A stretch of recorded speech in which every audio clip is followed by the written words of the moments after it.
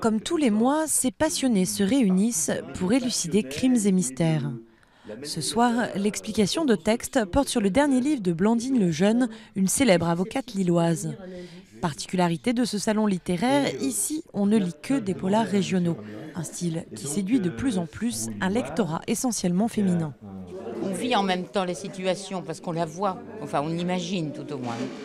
Pouvoir rencontrer les auteurs dans le cadre d'une réunion mensuelle est vraiment très, très agréable et très intéressant. Il y a des choses qu'on ne connaît pas très bien peut-être du quartier et qu'on redécouvre. La recette du succès n'a pas échappé à cette éditrice d'une collection entièrement dédiée aux affaires sombres du Nord. Depuis 2005, 129 titres ont été publiés et 250 000 exemplaires ont été vendus. On se retrouve dans des lieux qu'on connaît, c'est toujours très touchant, c'est amusant aussi.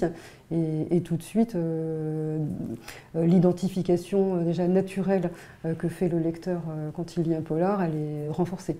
Je prends Malmaison, j'ai 25 ans et je suis inspecteur de police depuis 1975. Commissariat du 1er arrondissement de Roubaix, rue Saint-Vincent-de-Paul. Les auteurs de la collection Polar en Or revendiquent des profils très variés. Avocats, professeurs, retraités ou encore policiers comme Luc Watteau. Son inspiration, il la puise dans ses longues années d'enquête sur un territoire célèbre pour ses faits divers. Policier à Roubaix, pendant 5 ans, à la limite, je pense qu'on peut aller partout en France et on ne sera jamais plus dépaysé par quoi que ce soit.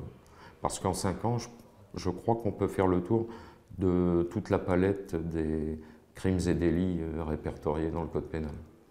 Nord-Pas-de-Calais, Alsace ou encore Bretagne, ces dernières années, les collections de polars régionaux se multiplient un peu partout dans l'Hexagone. En 2012, près de 18 millions de romans policiers se sont vendus en France pour un chiffre d'affaires total de 190 millions d'euros.